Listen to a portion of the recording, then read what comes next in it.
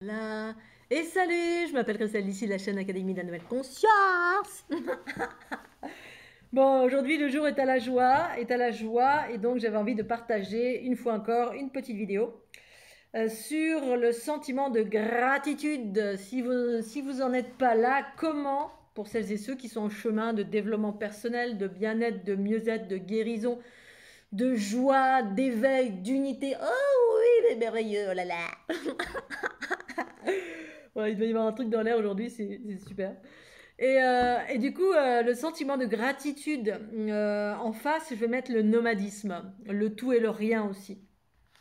Alors, bien évidemment, je vais vous parler de ma conscience, mes expériences, chacun en fait ce qu'il veut. Je suis pas là pour donner des leçons, je partage juste mes expériences parce que de sentir l'amour, cette joie, cette gaieté, cette passion de vivre, mais franchement, mais malgré avoir mal, parce que là en ce moment j'ai mal partout, hein, je râle comme un putois et pour autant, ben voilà, je trouve de l'amour partout. J'ai été me balader ce matin, le soleil brille, les oiseaux chantent, ah j'ai mal, mais c'est pas grave, oh là là, la vie, la vie, la vie, l'amour, l'amour, l'amour, la gratitude, oh merci, merci. Comment on fait par rapport à le fait de se sentir en gratitude. Donc ça s'apprend peut-être si vous ne... Celles et ceux qui sont pas nés dans la gratitude, eh bien on est sur un chemin d'apprentissage ici-bas. Cette dualité, cette vie, elle sert à ça pour certains d'entre nous, nombreux et nombreuses d'entre nous, d'apprendre ce sentiment de gratitude qui est un sentiment d'amour vis-à-vis de la vie, hein, vis-à-vis de ce qu'au demeurant on ne voit pas parce qu'on a des œillères comme ça, on est dans métro boulot de dos, voilà, puis on s'occupe de son petit nombril, et c'est bien de s'occuper de son nombril, c'est important, mais dans le sens péjoratif, c'est-à-dire dans le sens où on est tout le temps en train de râler pour un oui, pour un non, comme je l'ai précisé dans ma dernière vidéo, les râleurs du quotidien qui, moi quand j'étais sur la Côte d'Azur pendant 2 mois là, au début, voilà, ce que je souhaitais, alors c'est pas gentil effectivement, mais quand je me faisais râler dessus gratuitement, c'est ça, de se faire râler dessus gratuitement. Alors vous êtes là, cuit, les petits oiseaux, tout va bien, vous êtes dans la joie, la bonne humeur, la bienveillance. Et puis il y a un tordu derrière vous qui est pressé ou qui est juste qui a envie de râler ou qui râle parce que c'est dans les us et coutumes de la plupart des êtres humains, comme le jugement permanent sur tout et n'importe quoi. Et que, voilà, je comprends qu'on vive de l'adversité. Où je dis, bah tiens, va, cette personne, je souhaiterais d'aller dans le désert ou d'être né au fin fond du Sri Lanka, là, du Sri Lanka, et d'avoir rien du tout à manger, et au moins elle aura une bonne raison de râler. Voilà, plutôt que de se dire, de se sentir en gratitude, où on est bien, effectivement, en gratitude, comment ça commence finalement, quand on passe du râleur au sentiment d'amour, au sentiment de joie et au sentiment de gratitude, comment on passe de là à là. C'est un chemin, bien évidemment. Et effectivement, tant qu'on n'a pas passé par certains sentiers, eh bien, parfois on vit de l'adversité. Alors ça ne veut pas dire que toutes les adversités sont justes, hein, parce que moi j'ai mal un peu de partout, là, ce limbago, parce que j'absorbe les râleurs de cette planète. C'est bien, moi, enfin, c'est même pas un travers. Pour toutes celles et ceux qui sont hyper empathes, donc c'est une forme d'unité. Les douleurs sont vécues parce qu'on absorbe, hein, les bobos divers et variés rencontrés, donc les basses fréquences, les densités de ce monde, et que de ce fait, ça peut occasionner des souffrances qui ne m'appartiennent en rien. Voilà, mais ça soulage un peu, c'est comme des points de décharge sur cette planète Terre, sinon elle aurait déjà explosé depuis longtemps à cause de toute la souffrance qui existe ici-bas. Et outre la souffrance, eh bien, il y a des choses dont on pourrait se passer, notamment tous les râlages du quotidien qui projettent du chaos, qui génèrent de la basse fréquence en permanence. Et ça, on peut faire un travail sur soi, c'est simple au demeurant. Bref, pour revenir au sentiment de gratitude en lien direct avec effectivement ma façon de vivre, c'est mon expérience, ça ne veut pas dire que vous devez faire ça, bien sûr, je vous partage. Mais là, comme j'en reviens effectivement de ce nomadisme, entre guillemets, cette part de ma vie, ces moments de ma vie où je quitte le confort du quotidien pour aller... Alors là, je voyageais dans un véhicule aménagé, donc un matelas à l'arrière, un peu suffisamment grand pour que je puisse dormir allongée, parce que je suis assez petite. Mais un confort minimum, c'est-à-dire, voilà, on n'a pas la petite table, le robinet, la douche 4 étoiles, là, qui fait de l'eau chaude, de l'eau froide, il y a... bref, je me débrouille dans mon quotidien à faire avec peu, faire avec ce qui vient, à faire avec le système D, qui permet effectivement d'apprécier quand je reviens dans un environnement, comme là je suis dans une maison, eh bien, je me sens mais dans une gratitude. Mais moi, je suis dans la gratitude tout le temps, hein, que je sois dans le tout ou le rien, c'est-à-dire que j'ai très peu ou que j'ai beaucoup, je suis dans la gratitude. Mais ça depuis que je suis née, mais encore plus quand j'ai fait ces expériences de nomadisme sur la route, hein, en autostop, avec un sac à dos, et puis dormir comme ça, dans un fossé, dans une petite forêt, sous une tente, avec rien du tout, voilà, faire du stop, et puis de donner l'occasion, c'est ce que je partageais avec Anna, qui a ce genre de vie aussi, mais un peu différente, d'être dans l'abandon de l'instant présent et puis sans maison, sans, alors encore pire, hein, enfin pas pire, mais encore plus élevé, encore plus incroyable. Anna qui vit sans argent, sans compte en banque, donc sans sécurité sociale, sans tout le confort finalement qu'on a dans notre société, et qu'on est encore malgré ça, on ne se rend pas compte de la chance qu'on a, parce que justement on n'arrive pas à regarder à l'extérieur, ce qui peut être pire, hein, avoir cette capacité à observer bah, quand on n'a vraiment rien, qu'on est avec une culotte, un bout de haillon, et puis un grain de riz tous les jours parce qu'on n'a rien d'autre, et puis qu'on doit courir hein, partout pour avoir à manger ou à boire parce qu'on n'a rien. Et là, on pourrait avoir des vraies raisons de râler. Et moi, j'ai rencontré des gens comme ça qui avaient rien et qui, au demeurant, étaient lumineux, mais lumineux. Enfin, alors, c'est pas tout le monde, bien sûr, hein, on peut rester dans la victimisation, mais finalement, ça rend ingénieux. Dans tous les pays du monde, du tiers-monde dans lesquels je suis allée, mais les gens étaient ingénieux de tout parce qu'ils n'avaient rien, donc faisaient avec ce qu'ils avaient. Pas avec tout ce qu'on avait, ce qu'on a dans notre monde moderne. On est bourré de matérialité, de trucs de sécurité. Il faut faire comme ceci, avoir des grosses chaussures de comme cela, des anoraks comme ceci. Bref, et avec ça, on se croit les royaux, les rois du monde. Et vous allez dans des pays où ils ont rien. Du coup, le fait d'avoir rien, ça les rend ingénieux. Et du coup, ils sont dans la gratitude de ce qu'ils ont. Et dès qu'on leur apporte un peu plus, oh, de l'eau qui coule du robinet. C'est merveilleux. Bah voilà, tant qu'on le lit dans les livres, bah on est éloigné de cette réalité. Et quand on va dedans la vivre, mais là, je peux vous assurer que la gratitude, vous allez la sentir, hein. Vous allez vivre avec rien, aller dans la forêt hein, pendant 1 mois, 2 mois, 3 mois, 6 mois, 1 an, peu importe. Avec rien, vous dépossédez tout, de vos chaussures, de votre carte bleue, de tout, puis vous vous démerdez. Voilà. Et bah, vous allez voir que c'est une sacrée expérience qui va vous projeter dans la gratitude. Parce que quand vous n'allez pas y arriver, puis quelqu'un va venir vous aider, oh merci, hein, mon Dieu, merci, merci. Puis quand vous n'avez rien à manger, puis que vous trouvez quelque chose à manger, oh merci. Puis quand vous pouvez pas vous laver parce que bah voilà. Et puis ça a du bon aussi de pas se laver parce qu'on est dans les extrêmes de tout dans cette société de supra-consommation de tout. En fait, c'est pas que c'est mal, c'est qu'il y a un équilibre entre le tout et le rien. C'est ça, hein, le haut, le bas, la droite, la gauche, le corps, la conscience universelle. Il y a cette espèce d'équilibre eh bien, que j'ai rencontré. Ben, moi, je suis née dans cet équilibre, mais d'aller dans cette expérience, c'était encore une ouverture vers l'amour encore plus grand. Et ce sentiment de gratitude du quotidien. Quand je suis rentrée chez mes parents, que j'allais chaque hiver chez mes parents, ma mère me dit, mais on dirait que à chaque fois j'étais en bénédiction juste d'avoir un lit. Et dire, oh là là, je suis dans un lit au choix, quel bonheur.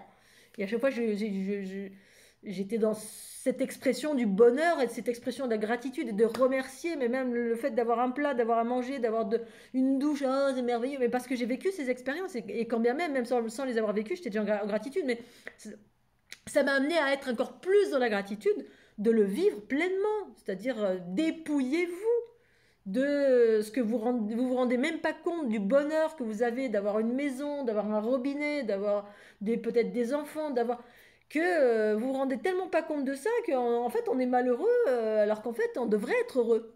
On devrait être heureux. Oh, j'ai un ordinateur, oh, j'ai un téléphone portable, oh, c'est merveilleux, oh là là.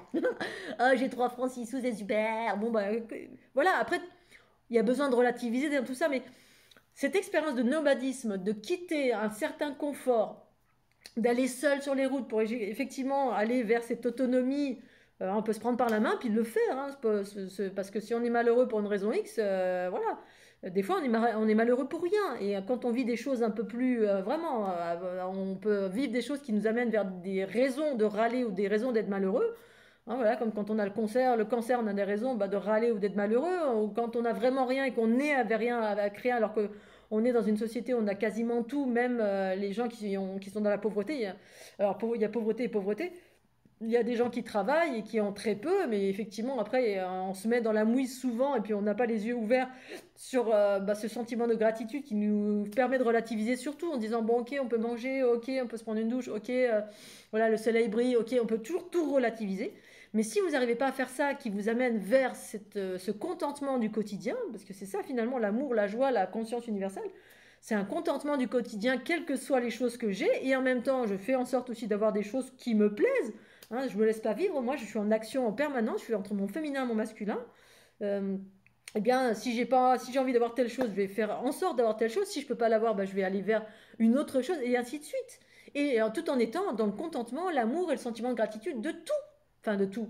De tout ce que j'observe, ce qui m'est donné d'observer, que je considère comme étant beau, hein. Le ciel bleu, le vent, là, je suis dans une maison avec un jardin, c'est tout vert, c'est magnifique. Je suis au chaud.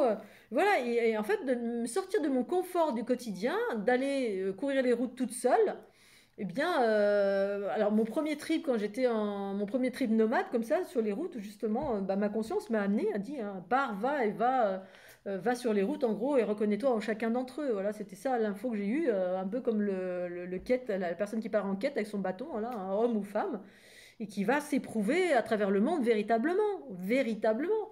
Et je suis partie avec un sac à dos. Et alors évidemment, j'avais pas de peur, j'avais pas la peur, j'avais pas la peur d'être agressée, choses comme ça. J'avais déjà travaillé bien sur moi. Pour autant, voilà, j'avais fait du stop quand j'avais 16 ans. J'avais fait du stop, voilà, cette période de ma vie. Et là, j'avais 40 ans, donc je me suis remis sur la route timidement. Bon, voir si ça marche. J'avais des petites crânes quand même. Oh, ça marche. Une fois, deux fois, trois fois. Puis ensuite, j'ai fait le tour de France très rapidement. J'ai rencontré des gens extraordinaires, mais des gens vraiment qui m'ont pris en stop, avec qui j'ai des conversations d'une profondeur extraordinaire, qui étaient plus ou moins éveillées. Ceux qui ne l'étaient pas, ils étaient en admiration. Waouh, une femme toute seule sur les routes qui fait du stop. Oh, mais on n'en voit plus ça. Et ça leur a rappelé les années 60 où il y avait toutes les personnes qui étaient sur les routes et qui partaient à Katmandou. Là, on avait peur de rien. On y allait. Ouais, youpi, power flower. Avec rien du tout, hein, on lâchait tout, on était libre parce que la liberté est dans l'esprit en fait, dans votre conscience, dans votre façon d'oser vivre, au-delà des normes qui vous enferment, voilà, sans pour autant combattre. Hein. Ok, là ils disent non, non, non, bah, bah, je m'en fous, je prends un autre chemin, puis je dis oui, oui, oui, puis je fais. Et donc, ben, j'offrais l'occasion, moi je voyais les choses de cette façon-là, j'offrais l'occasion à tout à chacun d'être bienveillant. C'est comme ça que je voyais les choses, parce que la plupart des gens, ils voyaient une nana seule sur la route et disaient oh, vous avez pas peur? Ah bah oui, c'est normal, parce que on nous a tellement inculqué qu'une femme seule sur les routes, eh ben, va se faire agresser, violer, découper en morceaux, oh là là, on va tout lui faire. Ben, ok, ça a été une certitude, c'était une réalité peut-être au Moyen Âge, peut-être, mais parce qu'on vous inculque aussi, on vous abreuve de ces basses fréquences à la télé pour que vous restiez quelqu'un de peureux, vous restiez dans le petit moule métro boulot dodo, puis vous restiez dans votre petit schéma bien fermé, là, voilà, avec votre mari que vous aimez plus, ou qui vous aime plus, ou qui vous trompe 10 fois par jour. Ou...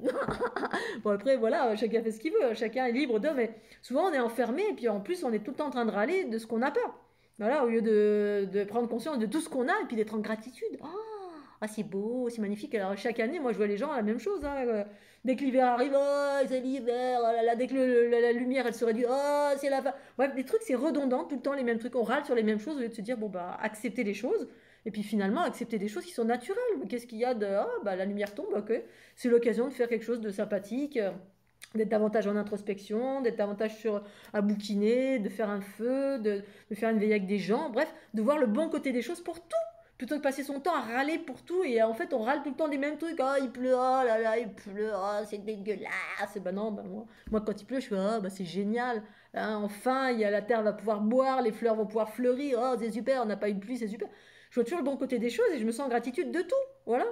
Et ben en partant sur les routes ça m'a permis d'être encore plus parce qu'effectivement quand on se dépouille de tout, et bien du coup quand on retrouve ce tout, si on a la chance de retrouver ce confort qu'on a presque nativement en Europe, et ben de se dire ah ben finalement oh là là c'est génial, ma vie elle est extraordinaire. Voilà, puis il y en a qui ont plus. Hein. Mon frère il voit toujours ce qu'il y a de plus haut, puis il sent toujours bah, le pauvre, le dernier de tout, alors qu'en fait ben voilà il n'est pas le dernier de tout, il a plein de confort de plein de choses, mais on est toujours en train de voir au-dessus au lieu de regarder ce qu'il y a en dessous. Voilà, et en dessous, bah, c'est-à-dire de regarder ce qu'il y a pire que nous pour qu'on se sente en gratitude de tout. Voilà, et comme ça, vous vivez une vie extraordinaire. Et c'est, voilà, le sentiment de gratitude, ça se travaille. Ça se travaille si vous n'êtes pas naturellement dedans. Et on est là pour travailler les bons côtés de chaque chose, pour devenir un être heureux, harmonieux, amoureux, prendre conscience de l'infiniment petit, que tu es un petit jouet, une corde à sauter, ou que tu es une Game Boy, le truc le plus élaboré, le plus sophistiqué qui a coûté 1 million de dollars.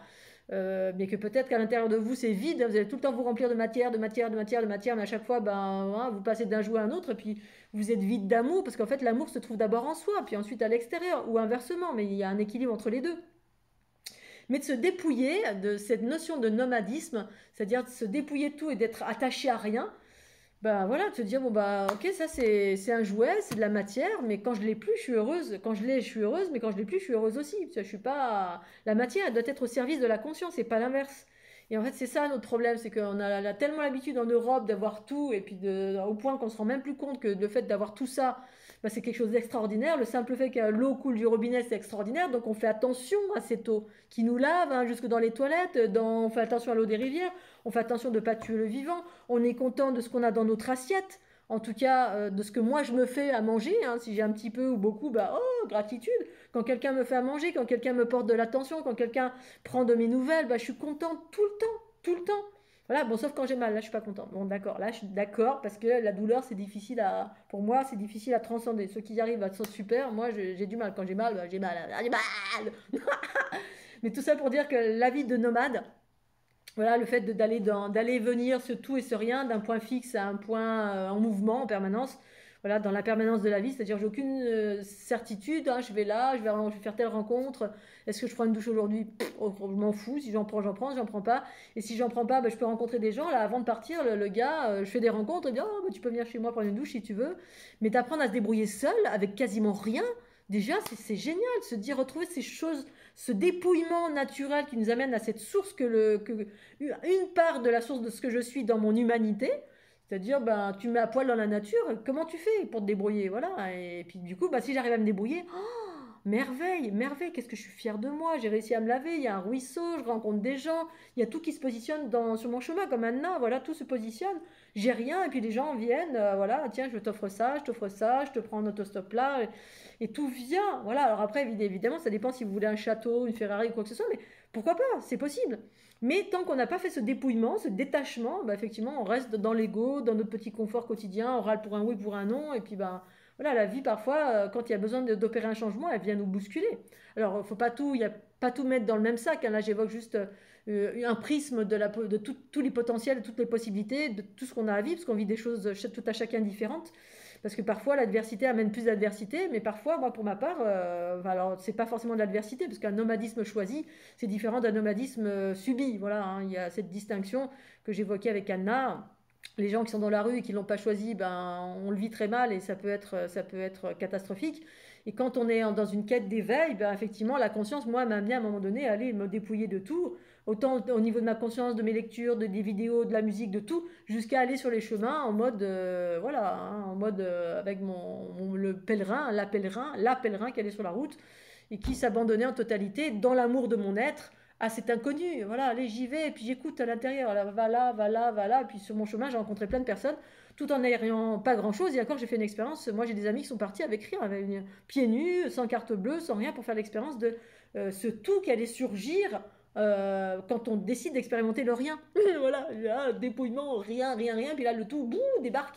Le tout dans relatif, hein, voilà, le tout relatif, on te donne à manger, on te donne à boire, on te donne des fringues, moi j'ai eu tout ça, et du coup, quand je retournais dans un point fixe, bah, c'est-à-dire une maison, à l'époque c'est ma meilleure amie qui m'accueillait comme ici, bah punaise, quand je retournais dans un lit, ah, voilà, le simple fait que cette personne, elle était là, c'était mon amie, on partageait, oh là là, oh, mais quelle merveille, le chauffage, oh, et pourtant j'ai pas souffert quand j'étais sur les routes, hein, parce que je sais faire avec le tout et le rien. C'est-à-dire d'avoir froid, et puis d'avoir des bonnes couvertures quand c'est choisi. Voilà, tous les gens autour de moi qui n'ont pas vécu ça, oh là, viens vite à la maison, il fait froid, oh, tu vas mourir, là, trop souvent. Non, non, pas de souci. Voilà, je vis pas des extrêmes au point de mourir. Je vis des expériences qui maintenant pour moi sont naturelles et normales. Enfin, normales parce que je le choisis pleinement. Et du coup, pour moi, je vis que de l'aventure. Waouh, la liberté, waouh, l'aventure, waouh, le temps à passer à faire ce que j'ai envie. Voilà, qui est mon équilibre à moi. Peut-être c'est pas votre équilibre à vous, mais c'est le mien. Et qui me permet d'être dans un sentiment de gratitude tout le temps, tout le temps. Autant quand je vis ce nomadisme parce que je suis libre, voilà, le repas est frugal, mais ça me va aussi, c'est ok, hein, je peux me contenter un petit bol, mais même avant, je mangeais que des graines comme ça, et puis ça m'allait bien aussi, hein, voilà, parce que le corps, il peut se désaddicter aussi. C'est pour ça qu'il y a un moment de désaddiction au niveau du corps pour enlever tous les poisons, tous les machins desquels on s'est bourré, hein, le Nutella, le chocolat, tous les trucs industriels, pour retrouver ce truc originel qui fait que bah, tu prends un fruit sur l'arbre, tu es contenté, voilà, il n'y a pas besoin de manger autant, on est dans l'opulence et de passer d'un point à un autre comme ça, hein, du tout, du rien, du confort, un confort plutôt ascétique d'être dans la gratitude des deux. À un moment donné, on est en gratitude des deux, hein, que je vive l'un ou l'autre, que j'ai ou que j'ai pas ou que j'ai peu, bah, je suis ok, voilà. Après, c'est de manière cet équilibre, parce que l'idée, c'est pas d'être dans la survie du tout. L'idée, c'est de vraiment déployer ce sentiment de gratitude à chaque instant pour tout dans votre vie, et puis faites-le dans votre quotidien. Si c'est pas naturel chez vous, bah, sentez-vous en gratitude, prenez conscience, et en prenant conscience de tout ce qu'on a dans notre quotidien, dans notre quotidien d'Européens, voilà, on est par rapport si on relativise, on regarde les pays du tiers-monde, mais on est des rois, quoi, des reines. Alors prenez conscience que quand vous prenez une douche, bah, c'est une chance, que quand vous avez du savon, c'est une chance, que vous pouvez vous laver les cheveux, c'est une chance, quand vous avez des amis, c'est une chance, que tout est une chance en fait, tout est un cadeau, tout, qu'il y a des arbres, qu'il y a des fruits, que vous pouvez marcher sur vos deux pieds, vous avez vos deux bras, vos deux jambes, vos deux yeux, vous pouvez chanter, vous pouvez danser, vous pouvez courir. Prenez conscience que c'est une chance, parce que tout le monde n'a pas cette chance. Non, prenez conscience de ça. Voilà, ça c'est énorme. Quand tout le monde n'a pas cette chance, eh ben, moi quand je vois quelqu'un qui a le cancer, qui a des béquilles, qui a pas de jambes, qui est en fauteuil, je me dis, oh, à chaque fois je me dis, oh, quelle chance j'ai, oh là là, mais quelle chance. Voilà. Donc ça, c'est vraiment un travail, c'est des phases d'éveil pour apprendre la gratitude qui finalement vous remplit d'amour ben, quasi constamment. Voilà, je suis tout le temps en amour. Alors après, il y a des phases de creux, bien sûr, parce que je suis encore dans un monde d'adversité. Hein, la preuve, j'ai mal au dos, là, bon, ça va beaucoup mieux. Mais d'une façon générale, je suis tout le temps dans cette joie, cet amour, cette allégresse. Et là, bah, je reviens de 2 mois de périple et je suis chez mon ami. Et là, quel bonheur de partager, mais quel bonheur! Voilà, on fait juste le fait de parler, de partager un repas au chaud comme ça, quel bonheur! Tout autant que c'était un bonheur de partager sur un banc avec Anna devant la mer. Elle a rien et moi j'étais dans ma voiture et puis voilà. Et c'était frugal, et voilà, il n'y avait pas le confort de la maison, mais c'était ok parce qu'il y avait cette liberté, il y a cet amour de ce partage, il y a des choses extraordinaires partout, dans le tout comme dans le rien. Sentiment de gratitude. Voilà. Donc je suis dans l'excitation aujourd'hui, hein, j'en suis désolée, j'espère que c'est ok pour vous, ça fait pas trop blablabla. Mais pour moi c'est que de l'amour, gratitude à toutes celles et ceux celles et ceux qui font du bien, qui sont généreux, qui accueillent des pèlerins, voilà, ceux et celles qui sont des guérisseurs. Là j'étais voir une ostéo, bah, je me sens en amour et en gratitude. Je me sens en amour, en gratitude de celles et ceux qui aident des gens comme Anna ou moi quand j'étais sur le chemin, voilà, en autostop, qui m'ont accueilli, qui m'ont donné à manger, qui m'ont partagé des moments de bonheur, des moments d'intimité, m'ont partagé de la conscience. Ben voilà, gratitude quand vous offrez un repas chaud à quelqu'un qui est sur la route, gratitude quand vous donnez une pièce à quelqu'un qui est dans la rue, gratitude quand vous êtes bienveillant, gratitude pour tout ça. Voilà, vous sentez quand on fait du bien aux autres, eh ben on sent gratitude aussi. Donc ça va dans les deux sens, hein, le tout, le rien, la droite, la gauche, le haut, le bas, féminin, masculin, émission, réception.